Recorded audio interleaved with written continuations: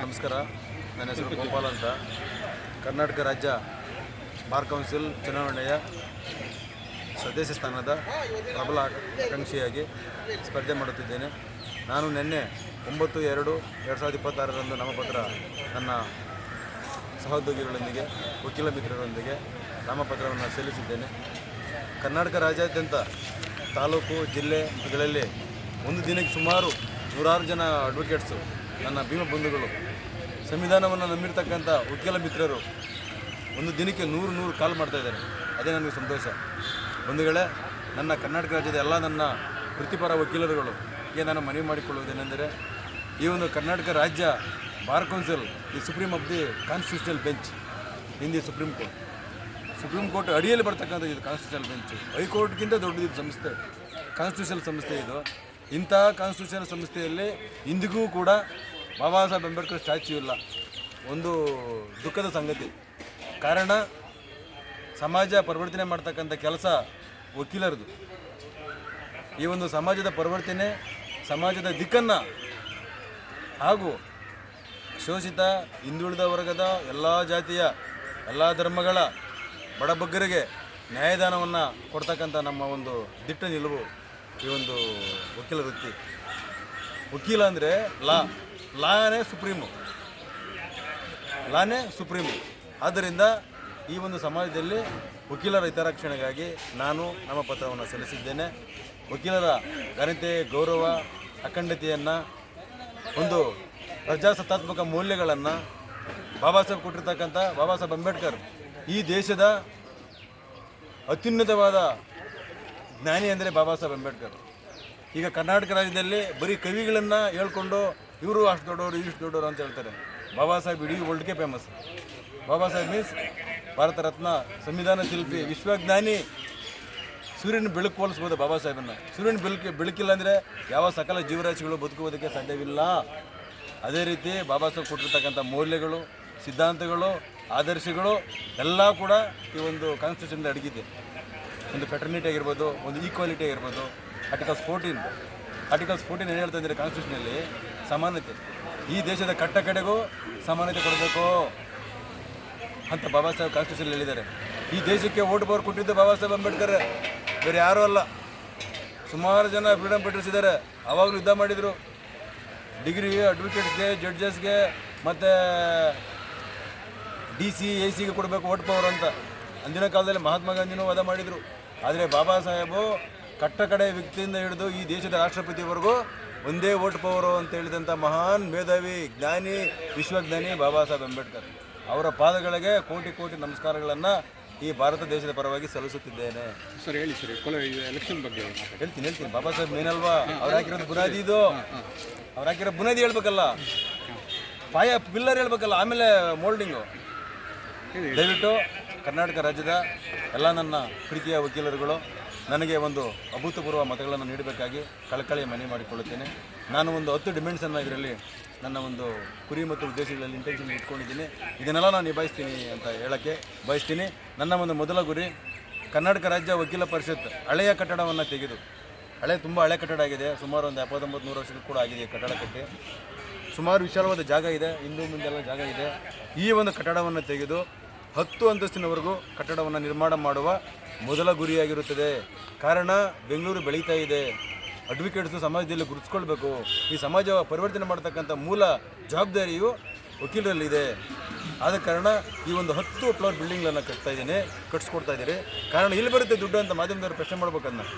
ಅಷ್ಟು 10 ಫ್ಲೋರ್ಗೆ ದುಡ್ಡೆಲ್ಲ ಬರುತ್ತೆ ಅಂದರೆ ರಾಜ್ಯ ಸರ್ಕಾರ, ಕೇಂದ್ರ ಸರ್ಕಾರ ಎರಡಕ್ಕೂ ನಾನು ಡಿಮ್ಯಾಂಡ್ ಕೊಟ್ಟು ವಕೀಲರ ಹಿತರಕ್ಷಣೆಗಾಗಿ ಅವ್ರ ಒಂದು ಘನತೆ, ಗೌರವವನ್ನು ವಕೀಲರಲ್ಲಿ ಮೂಡಿ ಬಂದರೆ ಸಮಾಜದಲ್ಲಿ ಹಂಗೆ ಇರುತ್ತೆ. ವಕೀಲರು ಹೆಂಗೆ ಬೆಳವಣಿಗೆ ಇರ್ತಾರೋ ಸಮಾಜ ಕೂಡ ಹಂಗೆ ಇರ್ತದೆ ಅಂತ ಹೇಳಕ್ಕೆ ಬಯಸ್ತೀನಿ. ಎರಡನೇದಾಗಿ, ಕರ್ನಾಟಕ ರಾಜ್ಯದ ವಕೀಲರ ಹಿತರಕ್ಷಣೆಗಾಗಿ ವಕೀಲರ ಮಕ್ಕಳಿಗೆ, ವಕೀಲರ ಫ್ಯಾಮಿಲಿಗೆ ಒಂದು ವಿಮೆಯನ್ನು ಮಾಡಿಸ್ತೀನಿ. 20 ಲಕ್ಷದವರೆಗೆ ವಿಮೆ ಮಾಡಿಸ್ತೀನಿ. ಹೆಚ್ಚು ಕಮ್ಮಿಯಾಗಿ ಮರಣ ಹೊಂದೋದು ಬೇಡ. 100 ವರ್ಷಗಳ ಕಾಲ ಬಾಳಿ ಸಮಾಜ ಪರಿವರ್ತನೆ ಮಾಡ್ತಕ್ಕಂಥ ವಕೀಲರ ವೃತ್ತಿ ಅನ್ಎಕ್ಸ್ಪೆಕ್ಟಿವ್ಲಿ ಹೆಚ್ಚು ಕಮ್ಮಿ ಆದಾಗ ಅವರ ಮಕ್ಕಳಿಗೆ, ಹೆಂಡತಿಗೆ, ಒಂದು ಫ್ಯಾಮಿಲಿ ಕುಟುಂಬಕ್ಕೆ ಒಂದು 20 ಲಕ್ಷವರೆಗೂ ವಿಮೆಯನ್ನು ಮಾಡಿಸ್ತೀನಿ ಅಂತೇಳಿ ಈ ಮೂಲಕ ನಾನು ಹೇಳಕ್ಕೆ ಬಯಸ್ತೀನಿ. 25 ಲಕ್ಷವರೆಗೆ ಏರಿಸ್ತೀನಿ ಅಂತ ಹೇಳಕ್ಕೆ ಬಯಸ್ತೀನಿ. ಕರ್ನಾಟಕ ರಾಜ್ಯದ ಎಲ್ಲ ವಕೀಲರ ಕುಟುಂಬದವರಿಗೆ ಆರೋಗ್ಯ ವಿಮೆ, ಇನ್ಸೂರೆನ್ಸ್, ಏನಾದರೂ ಕೈ ಕಾಲಿನ ಡ್ಯಾಮೇಜ್ ಆಯಿತು, ಅದು ಫಿಟ್ಸ್ ಬಂತು ಮತ್ತು ಇನ್ನೇನಾದರೂ ತೊಂದರೆ ಆಯಿತು ಹೆಚ್ಚು ಕಮ್ಮಿ ಅನ್ಎಕ್ಸ್ಪೆಕ್ಟೆಡ್ ಏನು ಮಾಡೋಕ್ಕಾಗೋದಿಲ್ಲ ವೆದರು. ಮೊನ್ನೆ ಲಾಸ್ಟ್ ಟೈಮಲ್ಲಿ ತುಂಬ ಚಳಿ ಇತ್ತು, ಎಷ್ಟೋ ಜನಕ್ಕೆ ಸುಮಾರಕ್ಕೆ ಸ್ಟ್ರೋಕ್ ಹೊಡೆದ್ಬಿಟ್ಟಿದೆ. ಅಂಥ ಸಂದರ್ಭದಲ್ಲಿ ಬಂದಾಗ ಅವರಿಗೆ ಒಂದು ಒಳ್ಳೆ ಮೆಡಿಸಿನ್ಸ್ ಕೊಡೋದು, ಒಳ್ಳೆ ಕ್ವಾಲಿಟಿ ಸ್ಪೆಷಲಿಸ್ಟ್ ಮೆಡಿಕಲ್ ಸ್ಪೆಷಲಿಸ್ಟ್ ಹಾಸ್ಪಿಟಲ್ಗೆ ಒಂದು ವಿಮೆಯನ್ನು ಮಾಡಿಸ್ಕೊಡೋದು ನನ್ನ ಮೊದಲ ಆದ್ಯ ಕರ್ತವ್ಯವಾಗಿರ್ತದೆ. ಅದೇ ರೀತಿ ಕರ್ನಾಟಕ ರಾಜ್ಯ ವಕೀಲ ಪರಿಷತ್ನಲ್ಲಿ ಯುವ ವಕೀಲರಿಗೆ ಫ್ರೀ ಎನ್ರೋಲ್ಮೆಂಟ್, ಇದು ವೆರಿ ವೆರಿ ಇಂಪಾರ್ಟೆಂಟ್. ಯಾಕೆ ಫ್ರೀ ಎನ್ರೋಲ್ಮೆಂಟ್ ಮಾಡ್ತೀರಿ ಅಂದರೆ ಆಲ್ಮೋಸ್ಟ್ ಆಲ್ 99% ಎಲ್ಲ ಹಳ್ಳಿಗಾಡಿನಿಂದ ಬರೋದು ವಕೀಲರು. ಸಿಟಿಲಿರ್ತಕ್ಕಂಥ ವಕೀಲ ವೃತ್ತಿ ಯಾರು ಮಾಡೋದಿಲ್ಲ. ಯಾರಪ್ಪ ಅವ್ರನ್ನ ಕಾಲು ಕೇಳು ಇಲ್ಲಿ ಕೇಳಿ ಫೀಸ್ ಅಂತ ಹೇಳೋದು ಯಾರು ಬರೋದಿಲ್ಲ. ಎಲ್ಲ ಜಮೀನು ವ್ಯಾಲ್ಯೂಷನ್ ಜಾಸ್ತಿ ಆಗಿದೆ, ಎಲ್ಲ ಬಡಬಗ್ಗರ ಮಕ್ಕಳೇ ಬರೋದು ಈ ವಕೀಲ ವೃತ್ತಿಗೆ. ಅವ್ರಿಗೆ ಫ್ರೀ ಎನ್ರೋಲ್ಮೆಂಟು. ಈಗ ಇಲ್ಲಿ ಎನ್ರೋಲ್ಮೆಂಟು 15,000 SC STಗೆ, ಜನರಲ್ ಕ್ಯಾಟಗಿರಿಗೆ 25,000 ಈ ಥರ ಆಗ್ತಾಯಿದೆ. ಅದು ದುಡ್ಡು ಎಲ್ಲಿ ಹೋಗ್ತದೆ ಗೊತ್ತಿಲ್ಲ. ಅದನ್ನ ತನಿಖೆ ಮಾಡಿಸ್ತೀನಿ, ನಾನು ಬಂದರೆ ವಿನ್ನಾಗಿ ಬಂದರೆ ಎಲ್ಲ ತನಿಖೆ ಮಾಡಿಸಿ ಅದನ್ನು ನಾನು ಬೇಲಿಗೆ ಎಳಿತೀನಿ, ಬಯಸ್ತೀನಿ. ನಂತರ ಫ್ರೀ ಎನ್ರೋಲ್ಮೆಂಟ್ ನಾನು ಯಾಕೆ ಹೇಳ್ತಿದ್ದೀನಿ ಅಂದರೆ ಸರ್ಕಾರದಿಂದ ತಗೊಳ್ತೀನಿ. ಎಷ್ಟೋ ಒಂದು ಎನ್ರೋಲ್ಮೆಂಟ್ಗೆ ಇರೋದು the honourable supreme court pass ಹಿಡಿದು SLP ನಂಬರ್ ಸೌಂಡ್ಸು SC STಗೆ ಬರೀ 135 ಎನ್ರೋಲ್ಮೆಂಟ್ ಚಾರ್ಜ್ ಫೀಸ್, ಜನರಲ್ ಕ್ಯಾಟಗಿರಿಗೆ 275 ಏನಿದೆ. ಇಷ್ಟು ಕಡಿಮೆಯಲ್ಲಿ ಸುಪ್ರೀಂ ಕೋರ್ಟ್ ಆರ್ಡರ್ ಮಾಡಿದ್ದೆ, ಅದನ್ನ ಗಣನೆ ತಗೊತಾ ಇಲ್ಲ. ಇಲ್ಲಿ ಮೊನ್ನೆ ಇರ್ತಕ್ಕಂಥ ನನ್ನ ಸಹೋದ್ಯೋಗಿಗಳು ತಗೊಳ್ತಾ ಇಲ್ಲ. ನಾನು ಫ್ರೀ ಎನ್ರೋಲ್ಮೆಂಟನ್ನು ಮಾಡಿಸ್ತಾ ಇದ್ದೀನಿ ಅಂತೇಳಿ ಮೂಲಕ ಮಾಧ್ಯಮದಲ್ಲಿ ಹೇಳ್ತಾ ಇದ್ದೀನಿ. 5ನೇ ಪಾಯಿಂಟು, ಕರ್ನಾಟಕ ರಾಜ್ಯದ ಯುವ ವಕೀಲರ ಹೊರ ಜಿಲ್ಲೆ ಮತ್ತು ತಾಲೂಕುಗಳಿಂದ ಬರ್ತಾರೆ ಎನ್ರೋಲ್ಮೆಂಟ್ ಅಂತ ಬರ್ತಾರೆ. ಪಾಪ ನಾನು ಇಲ್ಲಿ ಎನ್ರೋಲ್ಮೆಂಟ್ ಆದಾಗ ನನಗೆ ನನ್ನ ಸ್ನೇಹಿತರಾದಂಥ ಆನಂದ್ ಗೌಡ ಅಂತ ಸಹಾಯ ಮಾಡಿದ್ದಾರೆ. ನನಗೆ 500 ರೂಪಾಯಿ ಸ್ಟ್ರಾಟಜಿ ಇತ್ತು, ಎನ್ರೋಲ್ಮೆಂಟ್ಗೆ ಕಾಸು ಇರಲಿಲ್ಲ. 500 ರೂಪಾಯಿ ಕೊಟ್ಟು ಪಾಪ ಯಾರ ಹತ್ರ ಸಾಲ ತಗೊಂಡು ನಾನು ಕೊಟ್ಟು ಎನ್ರೋಲ್ಮೆಂಟ್ ಮಾಡ್ತಾರೆ. ಆದ್ದರಿಂದ ನಾನು ಹೊರ ಜಿಲ್ಲೆಗಳಿಂದ ಬರ್ತಕ್ಕಂಥ ಯುವ ವಕೀಲರಿಗೆ ಇಲ್ಲಿ ನೆಲೆ ಇರೋಕ್ಕೆ ಜಾಗ, ಹಾಸ್ಟೆಲ್ ಥರ ಊಟದ ವ್ಯವಸ್ಥೆ, ಒಂದು ಉಳ್ಕೊಳ್ಳೋಕ್ಕೆ ಒಂದು ರೂಮ್, ಒಂಥರ ಹಾಸ್ಟೆಲ್ ಥರ ಒಂದು ಮನೆ, ಒಂದು ಅವ್ರು ಇರ್ತಕ್ಕಂಥ ಉಳ್ಕೊಳ್ಳೋಕೆ ಒಂದು ಜಾಗ ಕೂಡ ಒಂದು ಸಂಪೂರ್ಣವಾಗಿ ಮಾಡ್ಕೊಳ್ತೀನಿ ಅಂತೇಳಿ ನಾನು ಅದ್ರ ಮುಖಾಂತರ ಒಂದು ಪ್ರಮಾಣವನ್ನು ವಚನ ಮುಖಾಂತರ ನಾನು ಮಾಡ್ತೀನಿ. 6ನೇದು, ಕರ್ನಾಟಕ ರಾಜ್ಯದ ಜಿಲ್ಲಾವಾರು ಮತ್ತು ನಗರ ಬೆಂಗಳೂರಿನಲ್ಲಿ ಬರುವ ಸಿಟಿ ಸಿವಿಲ್ ಕೋರ್ಟ್ ಹಾಗೂ ಹೈಕೋರ್ಟ್ ವಿಭಾಗಗಳಲ್ಲಿ ಯುವ ವಕೀಲರಿಗೆ ಹಿರಿಯ ಮತ್ತು ನಿವೃತ್ತಿ ಹೊಂದಿದ ಹೈಕೋರ್ಟ್ ನ್ಯಾಯಮೂರ್ತಿಗಳು, ಇವಾಗ ರಿಟೈರ್ಡ್ ಆಗಿರ್ತಾರೆ ಜಡ್ಜಸ್, ಮನೇಲಿ ಆರಾಮಾಗಿ ರೆಸ್ಟ್ ತಗೊಂಡಿರ್ತಾರೆ ಸಾಹೇಬರುಗಳು, retired judges, supreme court retired judges, ಅವರನ್ನು ಕರೆಸಿ 6 ತಿಂಗಳಿಗೊಮ್ಮೆ, ಪ್ರತಿ 3 ತಿಂಗಳಿಗೊಮ್ಮೆ ಎಲ್ಲ ವಿಭಾಗಗಳಲ್ಲಿ ವಕೀಲರ ಹಿತರಕ್ಷಣೆಗಾಗಿ, ವಕೀಲರ ಕ್ಷೇಮಾಭಿವೃದ್ಧಿಗಾಗಿ, ವಕೀಲರ ಚಿಂತನೆಗಾಗಿ, ವಕೀಲರ ಸ್ಕಿಲ್ಲನ್ನು ಡೆವಲಪ್ಮೆಂಟ್ ಮಾಡ್ಕೊಳ್ಳೋಕ್ಕೋಸ್ಕರ ಅವರಿಗೆ ಶಿಬಿರಗಳನ್ನು ಕೂಡ ನಾನು ಫ್ರೀಯಾಗಿ ಮಾಡ್ತಾಯಿದ್ದೀನಿ. ಎಷ್ಟೇ ವಕೀಲ ವೃತ್ತಿ ಕೆಲಸ ಕಾರ್ಯಗಳಿದ್ದರೂ ಕೂಡ ಈ ಶಿಬಿರಗಳಲ್ಲಿ ಭಾಗವಹಿಸಿದರೆ ಸಮಾಜದ ಒಂದು ನ್ಯಾಯದಾನ ಯಾವ ರೀತಿ ಮಾಡಬೇಕು, ಕಕ್ಷಿದಾರರ ಜೊತೆಯಲ್ಲಿ ಯಾವ ರೀತಿ ಬಿಹೇವ್ ಮಾಡಬೇಕು, ಫೀಸ್ ಹೆಂಗೆ ಕಲೆಕ್ಟ್ ತಗೊಳ್ಬೇಕು, ಅವ್ರ ಹತ್ರ ನ್ಯಾಯದಾನ ಯಾವ ರೀತಿ ಮಾಡಬೇಕು ಅಂತ ಹೇಳೋದೊಂದು ಮೂಲ ಗುರಿಯಾಗಿರುತ್ತದೆ. ಅದಕ್ಕೆ 7th ಒನ್, ಕರ್ನಾಟಕ ರಾಜ್ಯ ವಕೀಲ ಪರಿಷತ್ ಸಂವಿಧಾನಿಕ ಒಂದು ಪೀಠವಾಗಿದ್ದು ಪ್ರತಿ ವರ್ಷದಂತೆ ಸಂವಿಧಾನದ ದಿನಾಚರಣೆಯನ್ನು ಮಾಡುವುದು ಪ್ರಮುಖ ಗುರಿ.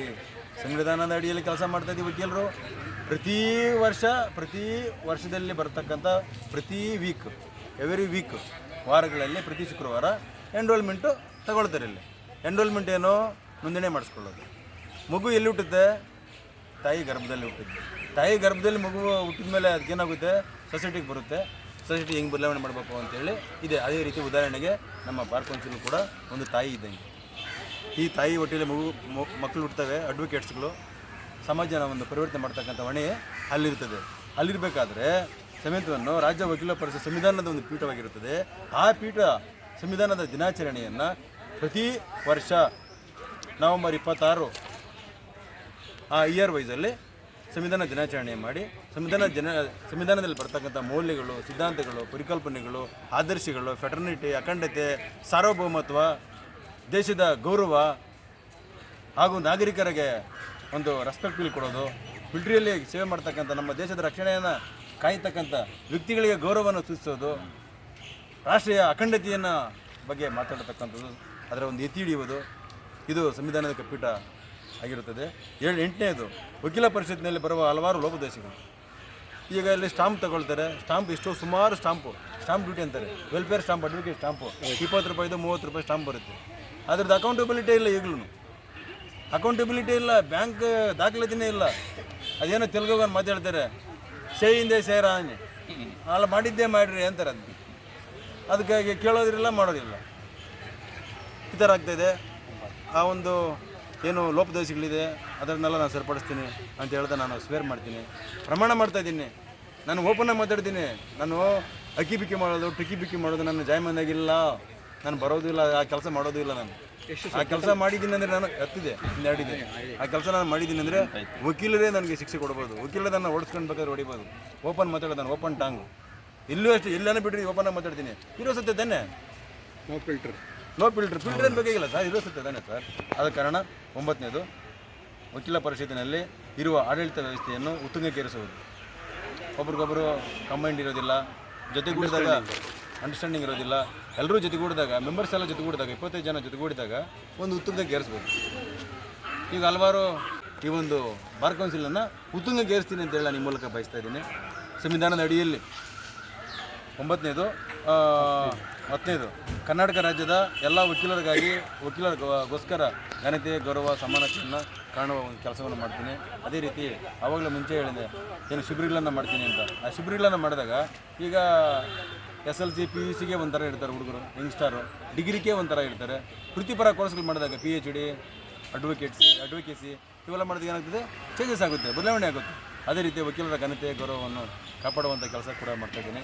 ಇನ್ನೊಂದು ಪ್ರಮುಖವಾಗಿ 11ನೇದು ಹಾಕಿಲ್ಲದಲ್ಲಿ ಈ ದೇಶಕ್ಕೆ, ಭಾರತ ದೇಶಕ್ಕೆ ವೋಟ್ ಪವರ್ ಕೊಟ್ಟಂತಹ ಮಹಾನ್ ಪುರುಷ ಆಗಿರ್ತಕ್ಕಂಥ ಬಾಬಾ ಸಾಹೇಬ್ ಅಂಬೇಡ್ಕರ್ ಸ್ಟ್ಯಾಚ್ಯೂವನ್ನು, ಪುತ್ಥಳಿಯನ್ನು ನಿರ್ಮಾಣ ಮಾಡ್ತಾಯಿದ್ದೀನಿ. ಇಲ್ಲಿ ಕರ್ನಾಟಕ ರಾಜ್ಯ ಬಾರ್ ಕೌನ್ಸಿಲ್ ಮುಂಭಾಗದಲ್ಲಿ 10 ಕೋಟಿ ವೆಚ್ಚದಲ್ಲಿ ಕಂಚಿನ ಪುತ್ಥಳಿ. ಆ ನಿಜವಾದ ದೇವರು ಈ ದೇಶಕ್ಕೆ ಬಾಬಾ ಸಾಹೇಬ್ ಅಂಬೇಡ್ಕರ್. ಇವತ್ತು ಅಂಬೇಡ್ಕರ್ ಹೆಸರಿಲ್ಲ, ಇಲ್ಲೇ ಕೋಟ್ ಹಾಕೊಂಡ್ರೆ ಅಂಬೇಡ್ಕರ್ ಮರಿತಿದ್ದಾರೆ. ಕೆಲವರು ಹೇಳ್ತಾರೆ, ನ್ಯಾಯಮೂರ್ತಿಗಳು ಕೆಲವರು, ಅಂಬೇಡ್ಕರನ್ನು ಇಲ್ಲಂದ್ರೆ ಕಟ್ತಿರಲ್ಲ ಅಂತ. ಇವತ್ತು ಹೈಕೋರ್ಟು ಮಾನ್ಯ ಉಚ್ಚ ನ್ಯಾಯಾಲಯದ ಲೈಬ್ರರಿಯಲ್ಲಿ ಅಂಬೇಡ್ಕರ್ ಫೋಟೋ ಇಲ್ಲ, ಇವತ್ತಿಲ್ಲ. ಅವು ಚೆಕ್ ಮಾಡ್ಬೋದು, ಮಾಧ್ಯಮದವರು ಚೆಕ್ ಮಾಡ್ಬೋದು, ವಕೀಲರು ಚೆಕ್ ಮಾಡ್ಬೋದು. ಯಾಕಂದರೆ ಅದ್ರ ಬಗ್ಗೆ ಧ್ವನಿ ಎತ್ತಾ ಇಲ್ಲ. ಗಣೇಶನ ಫೋಟೋ ಇಡೋದು, ಎಂಟ್ರಾಣ ಸ್ವಾಮಿ ಫೋಟೋ ಇಡೋದು. ಎಂಟ್ರಾಣ ಸ್ವಾಮಿ ಗಣೇಶನಿಗೆ ಏನಾದರೂ ಕೊಡುಗೆ ಇದೆಯಾ ಜುಡಿಷಿಯರಿಗೆ? ಇದೆ ಸರ್, ಏನೂ ಇಲ್ಲ. ಕಾನ್ಸ್ಟಿಟ್ಯೂಷನಲ್ಲಿ ವರ್ಕ್ ಮಾಡ್ತಾಯಿದ್ದೀವಿ ನಾವೆಲ್ಲ, ಲಾ ಮೇಕರ್ಸು, ಜಡ್ಜಸ್ಸು, ಎಲ್ಲ ಗೌರವಾನ್ವಿತ ನ್ಯಾಯಮೂರ್ತಿಗಳು ಎಲ್ಲ ಕಾನ್ಸ್ಟಿಟ್ಯೂಷನಲ್ಲಿ ಕೆಲಸ ಮಾಡ್ತಕ್ಕಂಥದ್ದು. ಇವತ್ತು ಈ ದೇಶದಲ್ಲಿ ಇರ್ತಕ್ಕಂಥ ಎಲ್ಲ ರಾಷ್ಟ್ರಪತಿ ಆಗಿರ್ಬೋದು, ರಾಜ್ಯಪಾಲರುಗಳಾಗಿರ್ಬೋದು, ಆಯಾ ರಾಜ್ಯದ ರಾಜ್ಯಪಾಲರುಗಳಾಗಿರ್ಬೋದು, ಪ್ರಧಾನಿಗಳಾಗಿರ್ಬೋದು, CMಗಳಾಗಿರ್ಬೋದು, ಸ್ಪೀಕರ್ಗಳಾಗಿರ್ಬೋದು, ಎಲ್ಲ ಕಾನ್ಸ್ಟಿಟ್ಯೂಷನ್ ಅಡಿಯಲ್ಲಿ ಕೆಲಸ ಮಾಡ್ತಕ್ಕಂಥದ್ದು. Constitution is A supreme of the Indian constitution. Sir, ಕೊನೆಯದಾಗಿ ಈಗ ಮತದಾರರಿಗೆ ಏನು ಹೇಳಕ್ಕೆ ಇಷ್ಟಪಡ್ತೀರಾ ಸರ್? ಮತದಾರರಿಗೆ ನಾನು ಏನು ಬೇಡಿಕೆ ಇಟ್ಟಿದ್ದೀನಿ ಇದರಲ್ಲಿ, ಇದೆಲ್ಲ ನಾನು ಪ್ರಾಮಾಣಿಕವಾಗಿ ನಿಭಾಯಿಸ್ತೀನಿ. ವಕೀಲರ ಘನತೆ, ಗೌರವವನ್ನು ಎತ್ತಿ ಹಿಡಿತೀನಿ. ಸಮಾಜ ಒಂದು ಪರಿವರ್ತನೆಯನ್ನು ಮಾಡಬೇಕಾಗಿರೋದು ನನ್ನ ಮೂಲ ಕರ್ತವ್ಯವಾಗಿದೆ. ಯಾಕಂದರೆ ಈ ಕ್ಯಾಂಡಿಡೇಟ್ಸ್ ಕೆಲವರು, ನೀವು ಮಾಧ್ಯಮದವ್ರು ಕೇಳಿರ್ತೀರ, ಸುಮಾರು ಕ್ಯಾಂಡಿಡೇಟ್ಸ್ಗಳು ಒಬ್ಬರು ಅವ್ರ ಬಾಯಲ್ಲೇ ಸಂವಿಧಾನದ ವಿಚಾರ ಬಂದೇ ಇಲ್ಲ. ನಾನು ಕೇಳ್ಪಟ್ಟಿದ್ದೀನಿ, ಕಣ್ಣಾರೆ ನೋಡಿದ್ದೀನಿ. ಸರ್, ನಾವು ವಕೀಲ ವೃತ್ತಿ ಮಾಡ್ತಕ್ಕಂಥ ಕಾನ್ಸ್ಟಿಟ್ಯೂಷನ್ ಅಡಿಯಲ್ಲಿ ಸರ್ ಓದ್ ತಗೊಳ್ಳೋದು ಕಾನ್ಸ್ಟಿಟ್ಯೂಷನಲ್ಲಿ ಅಡಿಯಲ್ಲೇ. ನಮ್ಮ ಚೇರ್ಮನ್ ಯಾರಾಗಿ ನನಗೆ ಓದ್ ಕೊಟ್ಟರೋ, ನಿನ್ನ ಮೂಲ ಗುರಿ ಏನಾಗಿರ್ತದಪ್ಪ ಅಂತ ಕೇಳಿದ್ರೆ, ನಾನು ಸರಿ ತಗೊಂಡಾಗ ನನ್ನ ಮೂಲ ಗುರಿ ಬಡಬಗ್ಗರಿಗೆ ನ್ಯಾಯದಾನ ಮಾಡೋದು. ಇದನ್ನ ಎಷ್ಟು ತಗೊಳ್ತೀಯೇನೋ ಅವ್ರು ನ್ಯಾಯದಾನ ಮಾಡಬೇಕು.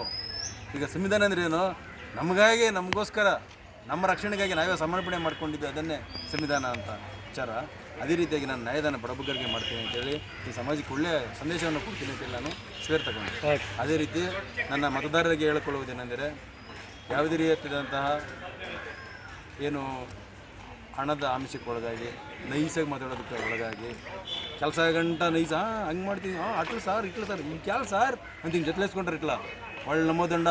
ಅವ್ರು ನಂಬೇಡಿ ಯಾವತ್ತೂ. ಓಪನ್ನಾಗಿ ಟಾಂಗ್ ಯಾರು ಕೊಡ್ತಾರೋ ಅವರನ್ನು ನಿಲ್ಲಿಸಿ, ಎದೆ ನಿಲ್ಲಿಸಿ, ಹಿಂಗೆ ಹೇಳಿದೆಯಾ, ಯಾಕಿದ್ದು ನೀನು ಮಾಡಿಲ್ಲ ಅಂತ ಪ್ರಶ್ನೆ ಮಾಡ್ಬೋದು. ಅಡ್ವೊಕೇಟ್ಸು, ಓಟ್ ಹಾಕಿರ್ತಕ್ಕಂಥ ಅಡ್ವೊಕೇಟ್ಸು. ಯಾಕಂದರೆ ಅಡ್ವೊಕೇಟ್ಸು ಈ ಸಮಾಜದ ಒಂದು ಪಿಲ್ಲರ್. ಈ ದೇಶ ಸ್ವಾತಂತ್ರ್ಯ ತಗೊಂಬಂದು ಕೊಟ್ಟಿದ್ದು ಅಡ್ವೊಕೇಟ್ಸೇ.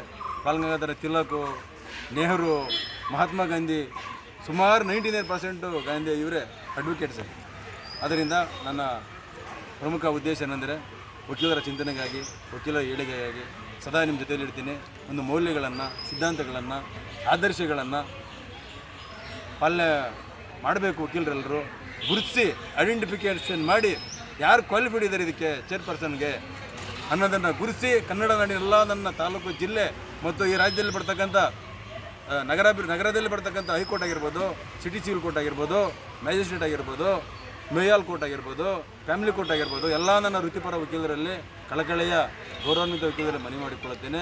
ನನಗೆ ಮೊದಲ ಪ್ರತಿಶತದ ಮತವನ್ನು ನೀಡಿ ತಮ್ಮ ಸೇವೆ ಮಾಡಲು ಅನುಕೂಲ ಮಾಡಿಕೊಡಬೇಕಾಗಿ ಈ ಮೂಲಕ ಮನವಿ ಮಾಡಿಕೊಳ್ಳುತ್ತೇನೆ. ಒಂದು ಅವಕಾಶ ಕೊಟ್ಟು ನೋಡಿ, ಹಿಂದೆ ಹೇಗಿತ್ತು, ಇನ್ನು ಮುಂದೆ ಏನಾಗ್ತದೆ, ಎಲ್ಲ ಫುಲ್ ಬದಲಾವಣೆ ಆಗಿಬಿಡ್ತದೆ. ನಮ್ಮ ಹೆಸರು ನನ್ನ ಹೆಸರು ಗೋಪಾಲ್ ಅಂತ, ಅಡ್ವೊಕೇಟು. ಇಲ್ಲೇ ಸಿಟಿ ಸಿವಿಲ್ ಕೋರ್ಟು, ಹೈಕೋರ್ಟಲ್ಲೇ ಪ್ರಾಕ್ಟೀಸ್ ಮಾಡ್ತಾ ಇದ್ದೀನಿ. ಆಲ್ರೆಡಿ ನಾನು ಎಲ್ಲ ರಾಜ್ಯದಲ್ಲಿ ಸುತ್ತಾಡಿ ಬಂದಿದ್ದೀನಿ. ಎಲ್ಲ ತಾಲೂಕು ಜಿಲ್ಲೆಗಳಲ್ಲಿ ಫೋನ್ ಕೂಡ ಮಾಡ್ತಾ ಇದ್ದಾರೆ. ಅವ್ರಿಗೆ ನಾನು ಆಭಾರಿಯಾಗಿದ್ದೀನಿ. ನಿಮ್ಮ ಚಿಹ್ನೆನೂ ಹೇಳಿ, ನಿಮ್ಮ